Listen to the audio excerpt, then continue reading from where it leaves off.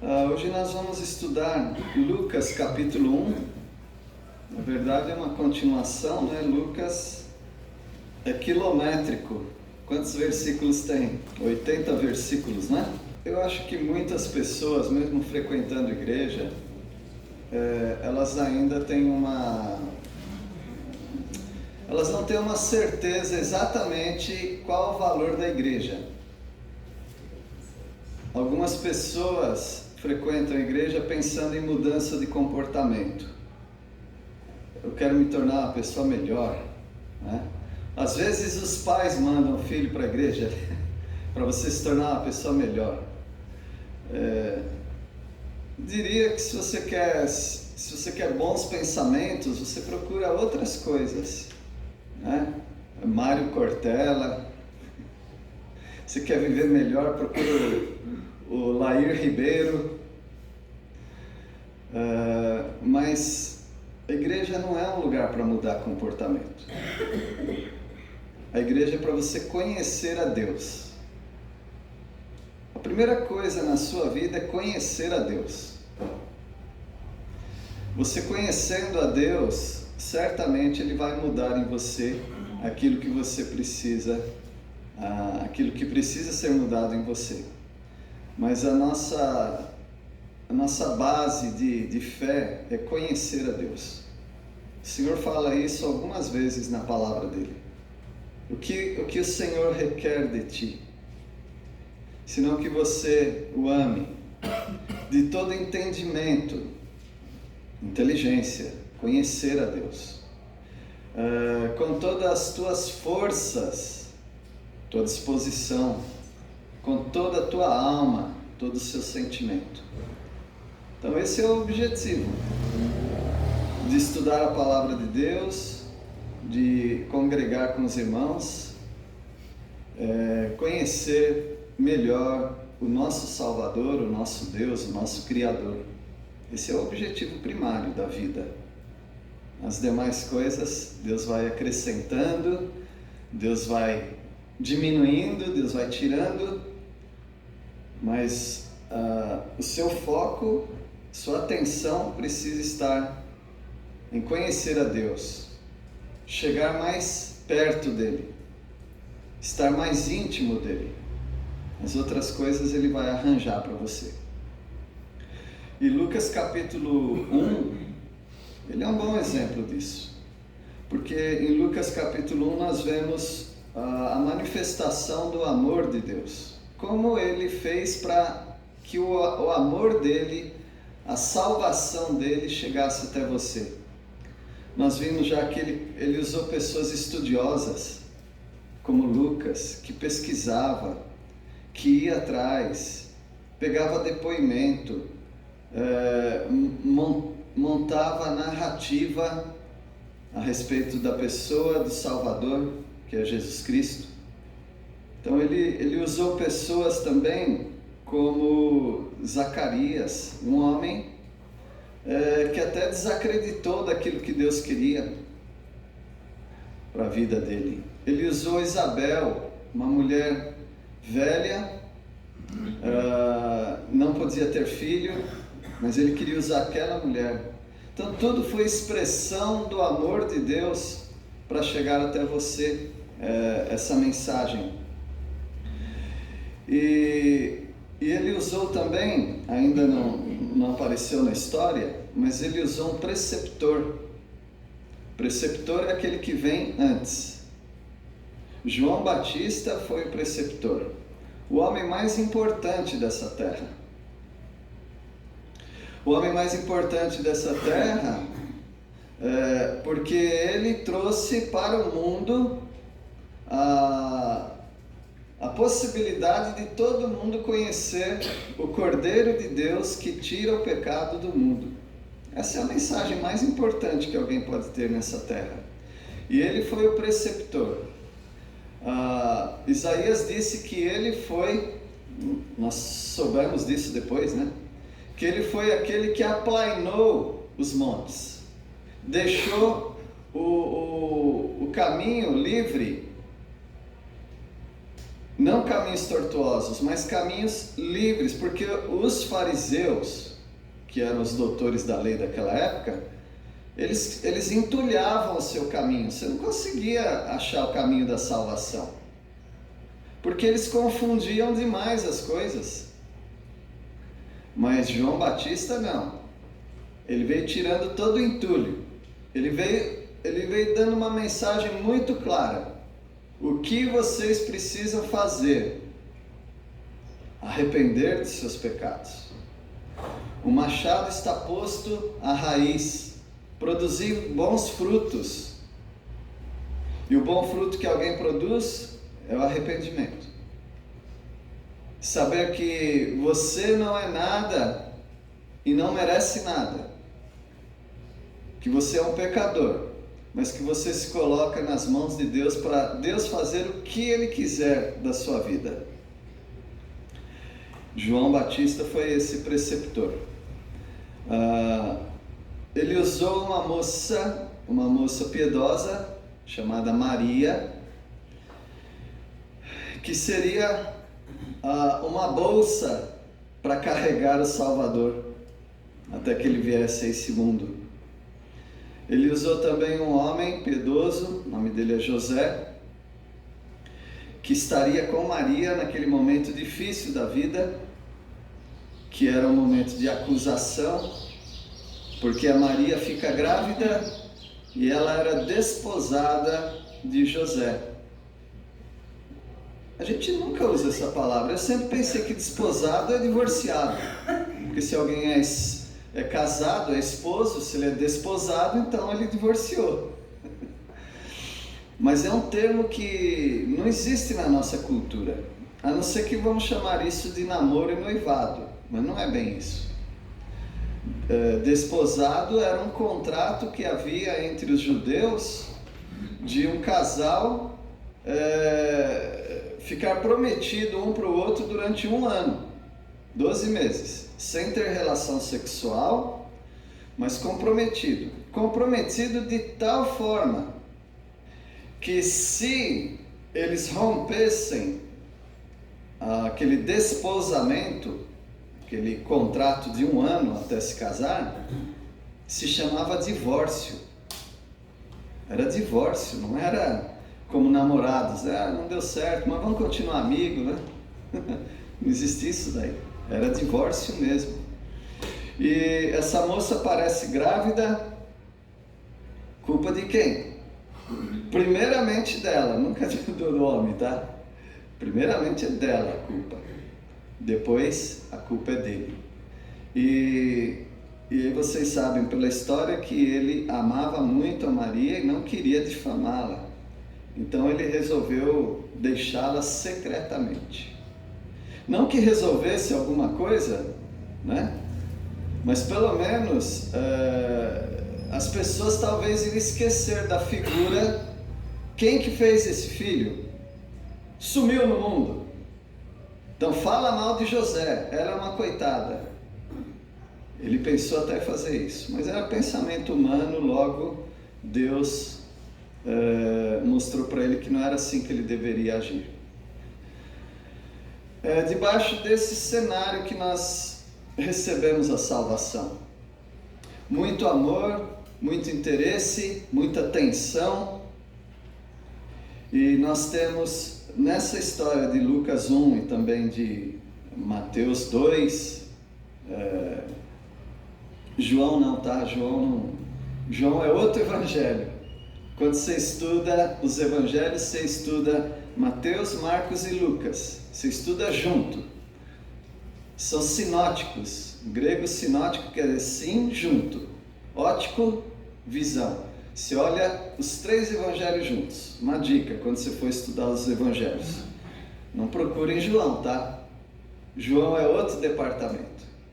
É um evangelho totalmente diferente.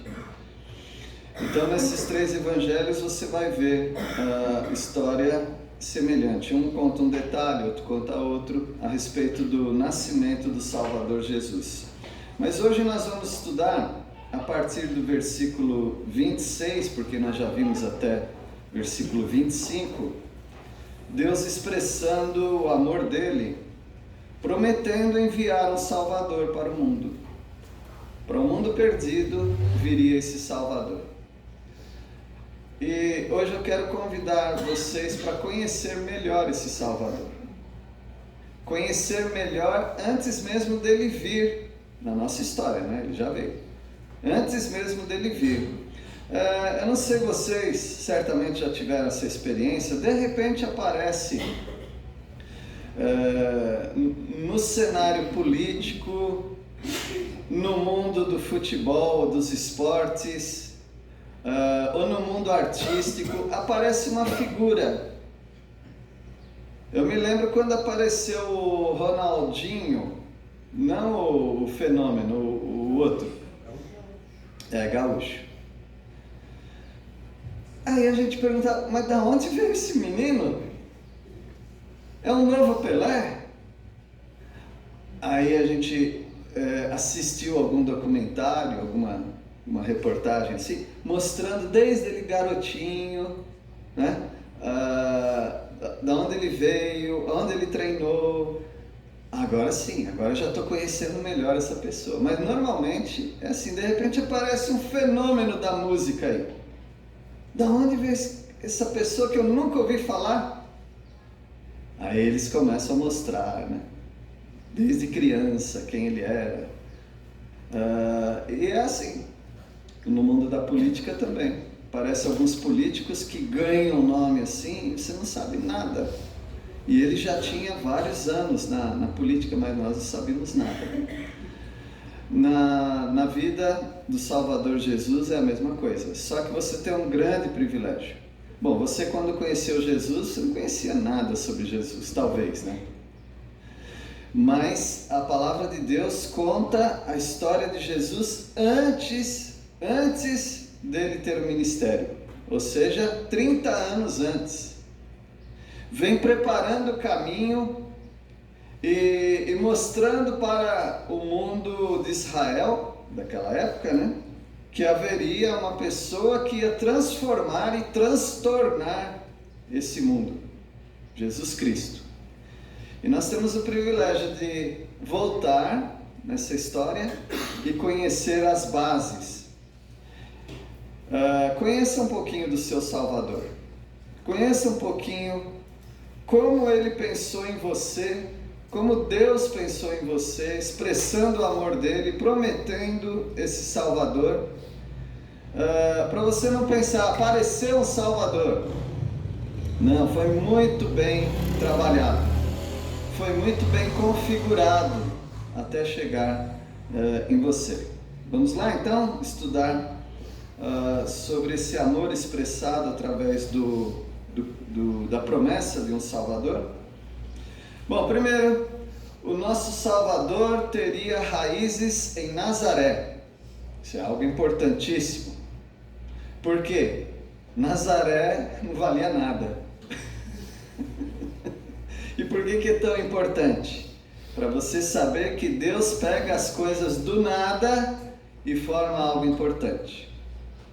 Aquilo que não é, para mostrar para o mundo a grandeza de Deus. Então, versículo 26, alguém pode ler? No 6º mês foi o anjo Gabriel enviado da parte de Deus para uma cidade da Galileia chamada Nazaré. Bom, Galileia era um lugar onde tinha judeus, mas era a Galileia dos gentios, então desvalorizada. Pensa num lugar desvalorizado. Você vai numa cidade, aqui talvez, aqui em Jacutinga talvez tem também, mas se pensar numa cidade maior, tem alguns lugares, alguns bairros que de jeito nenhum. Se fazer um investimento aí, ele não volta nunca, porque esse bairro aí já é amaldiçoado. Não vou falar os nomes, tá? Mas em São Paulo tem uma meia dúzia de bairros que, se você falar que você mora lá, você já passa vergonha.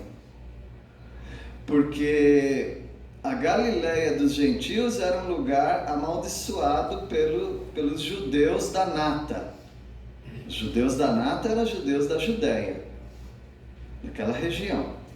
Se falasse Galileia, não quero nem te ouvir. De onde veio o Salvador? Da Galileia. Pode vir alguma coisa boa de lá? Então, Jesus tem as raízes na Galileia. E numa cidadezinha desconhecida, chamada Nazaré. Mas não é desconhecida de Deus, porque Deus já previa isso. Lá em Isaías 11, ele fala que ele seria chamado Nazareno, Netzer, Nazaré. Então Deus já focou numa cidade que não era importante, e além de não ser importante, era uma cidade totalmente desprezada. É dali que viria o Salvador. Isso já nos dá a ideia de que Deus queria que o Salvador fosse humilde. Então não dá para chegar diante do Salvador arrogante, porque ele veio de raízes humildes. Versículo 27, o Salvador viria da linhagem de Davi. Agora aqui você tem de um extremo ao outro, né?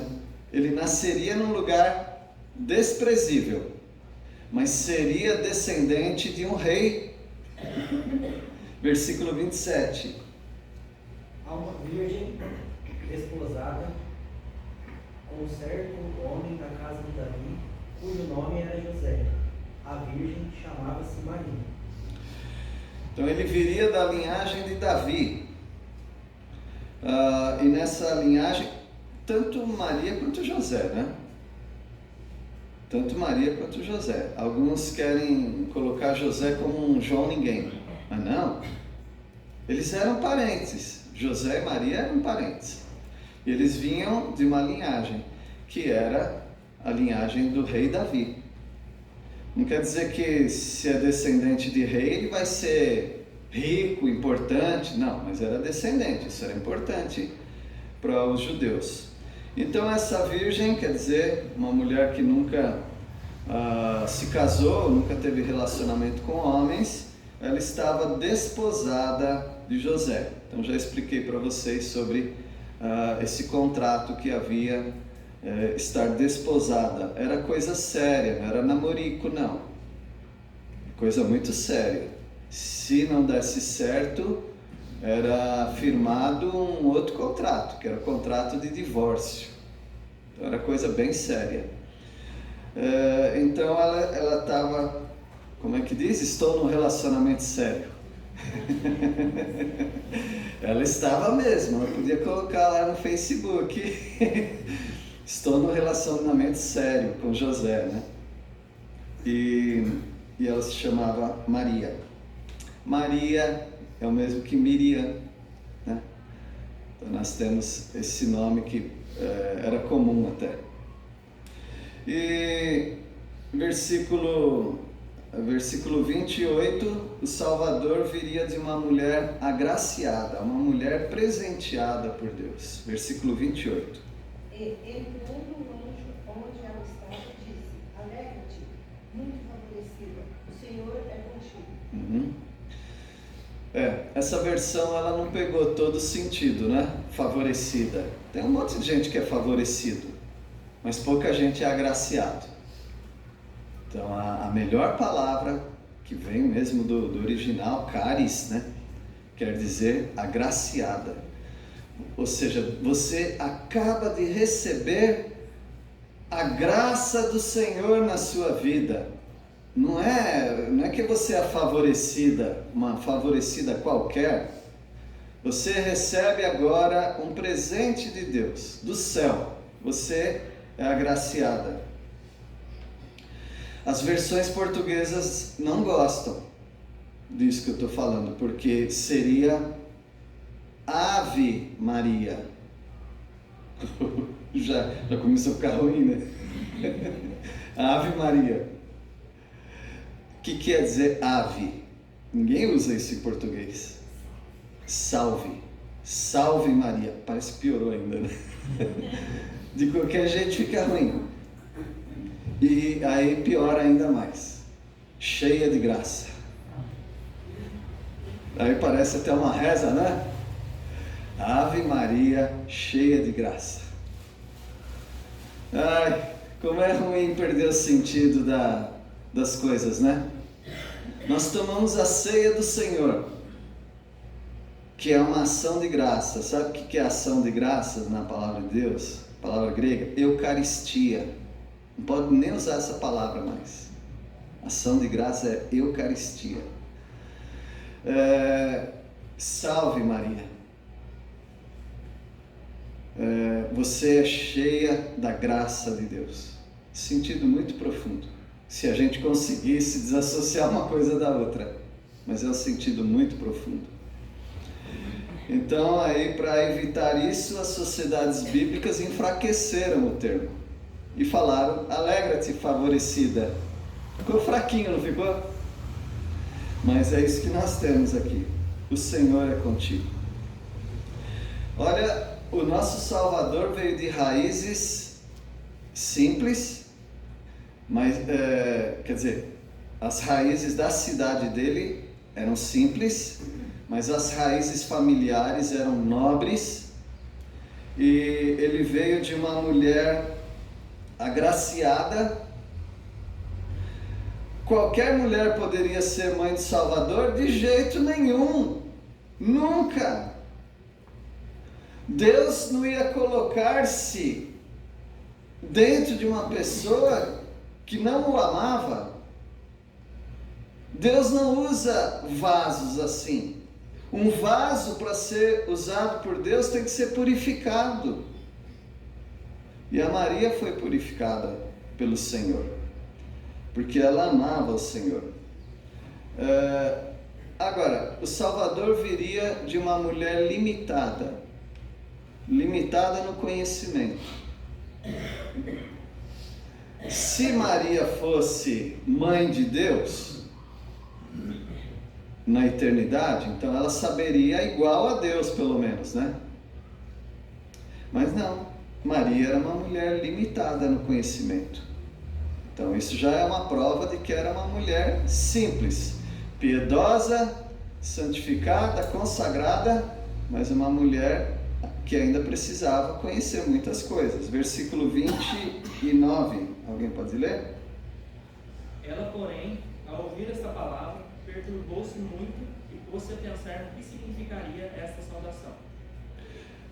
A mulher se perturbou, a mocinha, né, se perturbou, porque ela ficou pensando: o que será que quer dizer isso daí? Essa saudação. Se ela fosse a mãe de Deus, ela não tinha que pensar nada. Ela não tinha que... O que será que quer dizer isso? Porque Deus sabe todas as coisas. Ela não era divina, ela era limitada.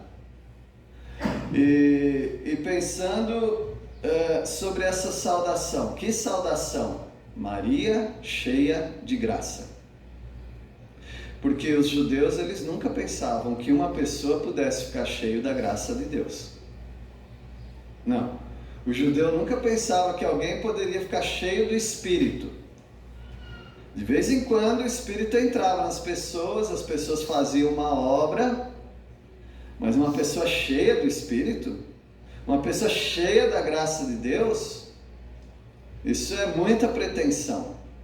Por exemplo, o judeu nunca chamava meu pai, ele falava nosso pai. O judeu sempre pensava em coletividade, não existe pessoas diferentes, né, em relação às coisas de Deus. Aí Deus chega para uma moça, se fosse um sumo sacerdote, mas uma moça, e fala: você é cheia da graça de Deus? Então ela ficou pensando: que será que é uma saudação dessa? Então ela se perturbou com aquilo, ficou muito preocupada com aquilo. Nenhuma moça era preparada para isso, embora a tradição diz que as moças piedosas, elas pensavam: já pensou se eu fosse a mãe do Messias? Porque um dia o Messias vai vir ao mundo e uma mulher vai gerar o Messias. Já pensou se for eu? Talvez algumas falem: eu já sei que eu não vou ser mesmo, porque eu não presto. Tem que ser uma moça muito certinha. Aí a Maria aí na escola, sabia que você pode ser a mãe do Messias? Ela pode, porque ela é uma moça correta. E a Maria ficou muito perturbada, pensando, será que... não, vamos deixar isso para lá. Não deve ser eu não, né? Versículo 30, o Salvador viria de uma mulher que estava assustada e dependente de Deus. Versículo 30. Mas o anjo lhe disse: Maria, não temas, porque achaste graça diante de Deus. Ela estava muito assustada com aquela visão. E interessante que ela está também, né, assustada com a visão, mas ela está mais assustada com as palavras, com a saudação. A saudação é muito forte, irmãos. Maria, você está cheia da graça de Deus na sua vida. E o anjo fala para ela, não fica com medo não. Você achou graça diante de Deus. Uma das primeiras vezes, se não foi a primeira vez que apareceu uma coisa dessa, foi com Noé. Noé achou graça diante de Deus. Então, para uma pessoa individual, tá? Não coletividade. Uma pessoa receber uma palavra dessa, pode ter certeza que vai mudar o mundo. Você achou graça diante de Deus. Por que Deus derrama graça sobre todo mundo? Por que Ele vai derramar a graça dele para mim? No caso de Noé, ele mudou a história da humanidade? Sim. Deus ia destruir o mundo, mas Deus achou graça. Ou Noé, né, achou graça diante de Deus.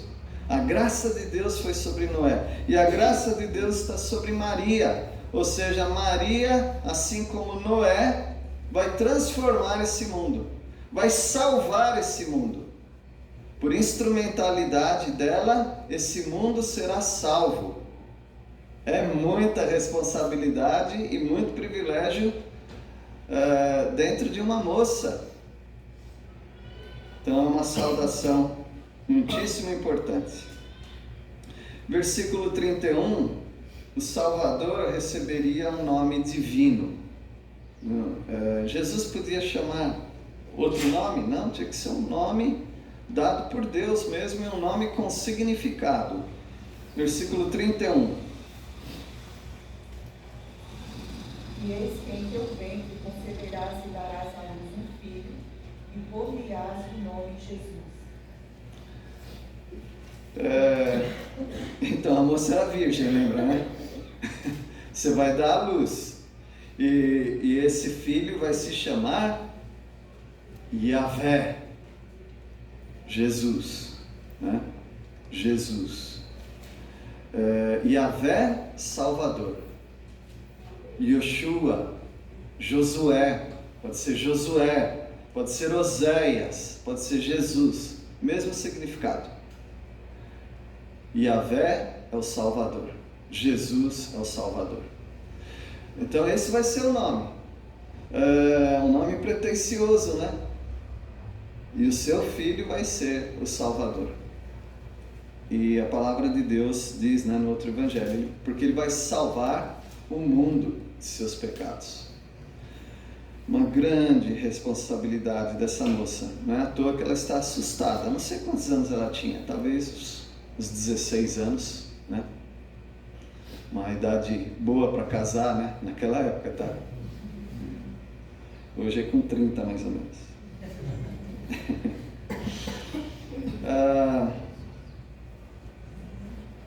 Versículo 32 agora nós vamos ler. O Salvador seria altíssimo sobre a terra. Nós estamos conhecendo um pouco mais de Jesus antes de Jesus vir, né?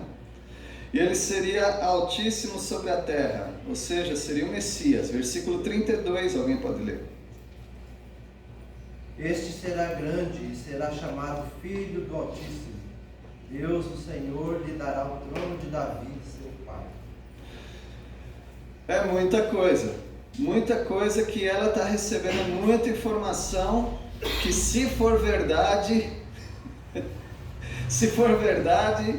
essa moça não comporta tanta glória.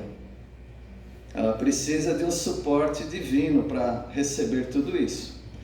Porque ele será altíssimo. Deus só usa esse termo quando ele fala de nações.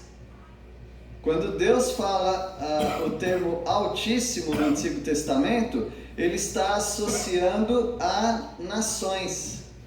Então, falar para uma moça que está num bairrozinho da Galileia, de Nazaré, falar ele vai ser altíssimo, quer dizer, ele vai dominar sobre todas as nações da terra. Então ele vai ser o Messias, ele vai governar o mundo. É muita coisa. E ele vai ter também o trono de Davi, o seu pai, ou o pai dele, né? Desse que vai nascer. Ele é descendente de Davi. Agora ele fala que ele vai ter o trono de Davi. Isso também é muito grande. Tudo que eu estou falando é muito grande para o judeu. Para nós fomos enfraquecendo nesses conceitos até a gente ter só palavras aqui. Só palavras. Mas quando você lê Samuel, capítulo 7, eu não sei se é o primeiro ou o segundo de Samuel, ele fala do trono de Davi. É uma profecia. Segundo Samuel 7, né? Obrigado. Para você ter ideia, o povo de Israel teve 5 contratos, 5 pactos, 5 alianças diretamente do céu. Do céu para a terra, ele fez 5 acordos com a nação de Israel. Sendo que um deles é esse acordo. É o acordo davídico, o acordo com Davi. Que Deus daria uma pessoa para se assentar no trono dele e seria para sempre. Ele ia ser rei para sempre. E logo a gente pensa, vai ser Salomão. Mas não foi Salomão. Ele estava falando de outro. E todo mundo pensava, será que agora é aquele rei que tem que vir da família de Davi e vai ser alguém altíssimo que governará sobre toda a terra e que vai ter um trono e um cetro. Cetro é o bastão do rei, né? Vai ter um trono e um cetro que dura para sempre. Quem vai ser o agraciado? Quem vai ser a mãe agraciada que vai gerar esse menino? E está aqui a moça, Maria. Ele será chamado Filho do Altíssimo, quer dizer, Senhor sobre toda a terra. E Deus vai dar o trono de Davi para ele. Só pode estar brincando, né? Porque será que é um anjo ou um demônio? Porque o apóstolo Paulo falou, se um anjo vir do céu, que os demônios também estão no céu, né? Será que é um anjo ou um demônio falar tudo isso daí? Colocar esperança na minha vida? Eu estou com muito medo. E o pior de tudo, o pai dela não está perto dela. A mãe dela não está perto dela. Porque quando alguém fica assustado e é menor, uma criança, a procura o pai, a mãe, me explica aí o que está acontecendo. Não, ela só tinha aquele anjo. É um anjo ou é um demônio? Está aqui, me perturbando, porque ela estava perturbada. Vai ter uma palavra-chave aí mais para frente, não sei se a gente vai estudar hoje, né, agora, mas que dá a explicação como que ela se acalmou. Porque quando Deus quer te chamar para alguma coisa, a sua mente fica no redemoinho, você fica apavorado. Você não sabe se aquela voz vem de Deus, se vem dos seus sentimentos, se vem de alguma circunstância, da coincidência que está tudo batendo, você não sabe. Então você precisa finalmente aquilo que Paulo chama em Colossenses, seja o árbitro em vossos corações. A reticências é o quê? Seja a paz de Cristo, o árbitro. Meus irmãos, quando a gente está para tomar uma decisão e a gente está confuso, a gente está perturbado, a única coisa que vai nos curar é quando a paz de Cristo desce sobre a nossa vida. Aí não tem mais dúvida. Não preciso mais pedir conselho, não preciso mais buscar. Deus já falou comigo. Agora cuidado, que o diabo também traz paz no coração. O mundo traz paz. Jesus falou, deixo-vos a paz, não como o mundo a dá. Então o mundo também dá paz. Mas a paz de Cristo é inconfundível. Mas essa moça aqui está tendo a pressão arterial dela, acho que subiu, hein? Uma moça de 16 anos aí, tá? Com tudo. Versículo 34, nós vamos ver que... Bom, mas antes de ver isso, eu anotei uma referência aqui. Salmo 89, versículo 26 e 27. Alguém pode ler? Para falar do Altíssimo. Salmo 89, 26 e 27.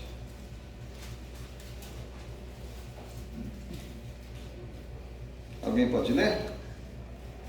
Ele me invocará dizendo, Tu és meu Pai, meu Deus, e a rocha da minha salvação. Também por isso lhe darei o lugar de primogênito. Falo-ei mais elevado do que os reis da terra. Então esse é o Altíssimo, esse é Jesus. Jesus falando com o Pai. E Deus daria todos os reinos da terra para ele.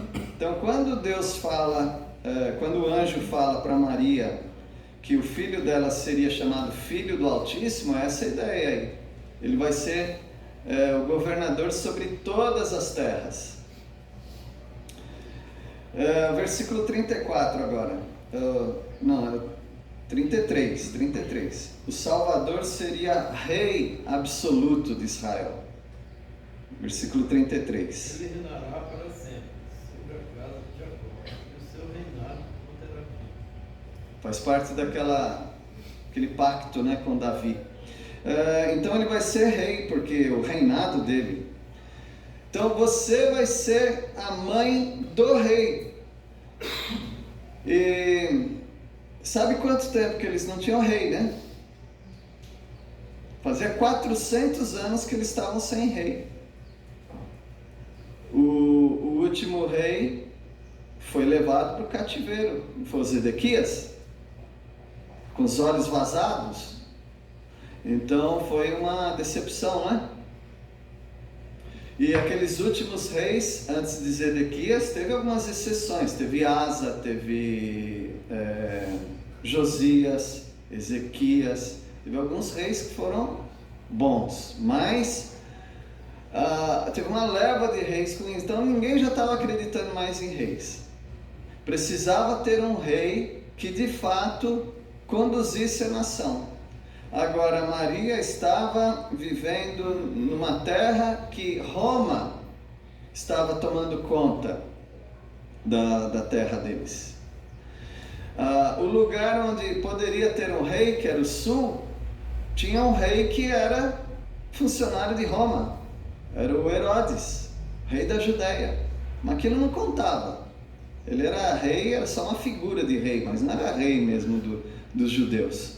E Deus está dizendo que o seu filho vai ser rei sobre a casa de Jacó. Se vocês lerem o neto que gosta de ler Gênesis, nunca vi um homem que gosta tanto do livro de Gênesis igual o neto. Então tem que tomar cuidado quando fala de Gênesis, que ele sabe até o capítulo e versículo. Mas lá no capítulo 48, 49, aí me corrija, neto, tem uma promessa para os filhos, né? Os filhos de Jacó. E aí fala de Judá, que dali virá o Siló, o Silo, que é ninguém sabe o que é a tradução disso, mas provavelmente é o Messias. E de ti, do meio dos seus pés, nunca se apartará o cetro. Ou seja, da família de Judá haveria um rei.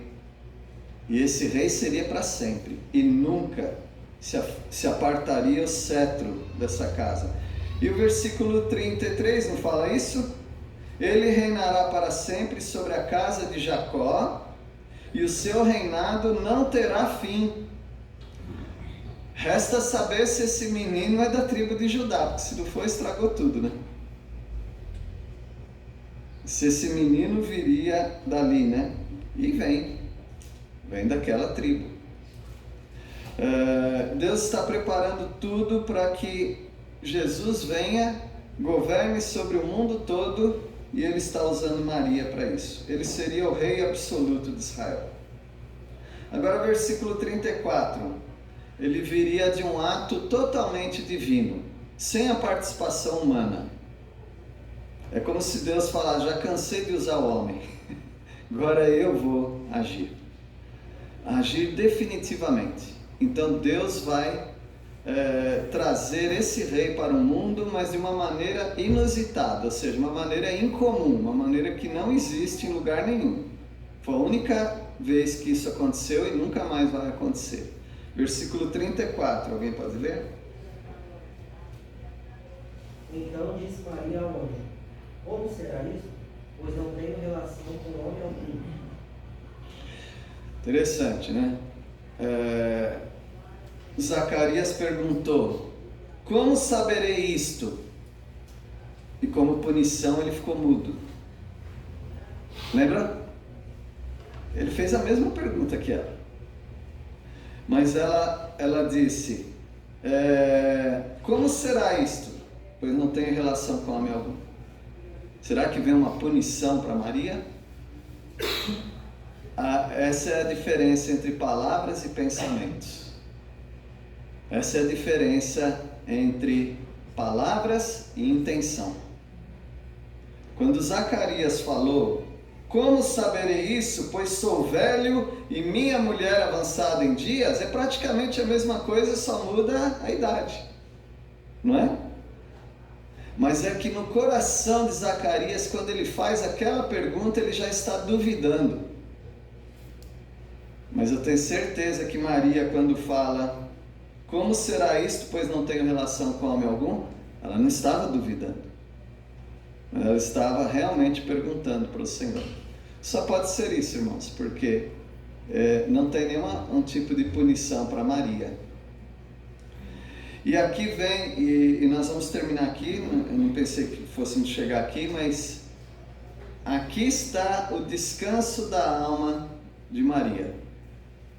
Quando foi que Maria deixou aquele turbilhão? Porque é muita informação. Até agora vocês viram quantas informações que ela recebe. A própria saudação, que ela ficou perturbada com aquilo, ela não entendia por que aquela saudação, dizendo que ela vai ter um filho, dizendo que esse filho vai ser o Yahvé, ou o Salvador, dizendo que ele vai ser dono de todas as nações, que ele vai ter o trono de Davi, que ele vai ter um trono sem fim.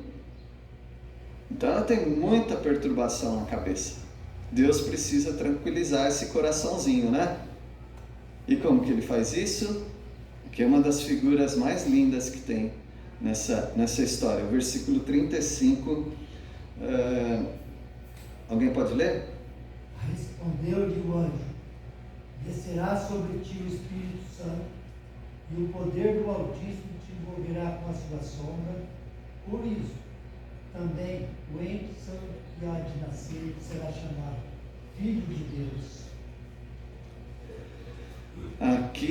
Aqui fechou todo o assunto. Aqui veio a tranquilidade para ela. Porque aqui novamente são só palavras para nós, mas tem um significado muito profundo. Quando fala descerá sobre ti o Espírito Santo, Isso não acontece com ninguém, né? Todo dia que alguém do Velho Testamento, isso aqui é Velho Testamento, vocês sabem. Não é todo dia que alguém do Antigo Testamento tem o Espírito Santo revestindo a vida dela. Davi teve isso. Eu não sei, mas Davi, talvez, dos personagens do Antigo Testamento, pode ser que ele é o que tenha tido mais tempo com o revestimento do Espírito Santo. Tanto é que ele ficou mal acostumado, né? Ele falou, não aparte de mim o teu Espírito. Por que não? Eu aparto o Espírito de todo mundo, porque para você não. Mas está muito bom aqui o Espírito Santo. Mas Deus não deixou o Espírito Santo com Davi o tempo todo. E aqui está dizendo que vai descer sobre ela o Espírito Santo e o poder do Altíssimo se envolverá. Agora vem a parte extraordinária para a mente de um judeu, tá? E para nós vai se tornar magnífico agora, se você não sabia disso. Com a sua sombra.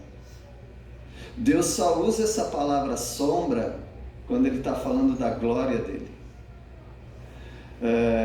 A sombra do Altíssimo. Quem se esconde à sombra do Onipotente, né? do Altíssimo. Essa sombra era aquela nuvem do tabernáculo. Aquela era a sombra do povo de Israel. Aquela sombra protegia o povo. E desde a saída do Egito, aquela sombra o acompanhou o povo de Israel. Enquanto essa sombra está sobre nós estamos protegidos. Se essa sombra sair de nós, já era. E cabode, né, Jonas? Cabode. Foi-se a sombra do Senhor, foi-se a glória do Senhor. Isso aconteceu. E nunca mais a sombra de Deus baixou nesse mundo. E aqui ele está falando para essa jovenzinha que o Espírito Santo vai descer sobre ela, o poder do Altíssimo se envolverá com a sua sombra. Deus vai trazer de volta aquela sombra para a mocinha aqui, Maria. E o ente santo que há de nascer será chamado Filho de Deus. Dentro de você vai ter o Filho de Deus. Maravilhoso, né, irmãos? O que está envolvido na sua salvação. Como Deus foi preparando todo esse caminho. Então, diante disso, nós temos que nos inclinar diante do Senhor, agradecer e também pedir a misericórdia dEle para as nossas vidas, porque teve gente muito melhor do que nós, usada grandemente, como Maria, por exemplo. E nós temos muito que aprender sobre humildade. Deus os abençoe, nós vamos orar. E eu quero fazer concorrência com o João Tonini aqui. Eu trouxe de Peniel a bênção do Senhor, de igrejas que dão para nós. Caixas de hambúrguer. Eu sei que alguns já pegaram aqui, mas pega mais uma. Quem não pegou, pega, por favor. Quem já pegou, tem 24 ali, 2 caixas, então tem para todo mundo. Se sobrar, eu trago à noite também. Vamos orar. Deus querido, obrigado pela salvação que temos em Cristo Jesus. Ó Deus, e agradecemos porque antes dessa salvação, tudo que foi formado, todo o plano maravilhoso do Senhor teve um propósito e nós aprendemos muito. Obrigado por usar a jovem Maria, um exemplo de humildade, submissão e vida entregue ao Senhor. Queremos ter uma vida assim também, ó Deus. Nós oramos em nome de Jesus. Amém.